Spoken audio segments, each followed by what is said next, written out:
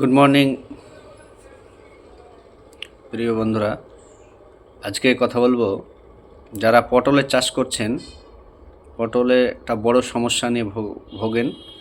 সেটা হচ্ছে যে নিমাটোড। নিমাটোড হচ্ছে কি, নিমাটোড যেটা হচ্ছে সেটা হচ্ছে যে আপনার পটলের শেকড়ে মোটা মোটা গুঠি হয়ে যায়। অনেকে কেউ বলে আলু, কেউ বলে মূলো হয়েছে। মানে এলাকা ওই টার্ম থাকে, চাষির টার্ম, কিন্তু এগ্রিকালচারের টার্ম হচ্ছে ওটা, রোগটার নাম হচ্ছে নিমাটোড।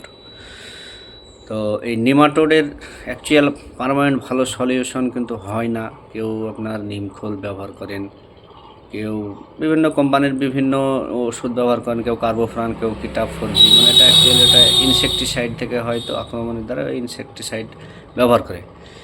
কিন্তু সব থেকে যেটা ভালো বিষয় সেটা হচ্ছে একটা নতুন প্রোডাক্ট এবং খুব ভালো কাজ করছে নিমাটোডের, এটা পরীক্ষিত নিমোরিজ।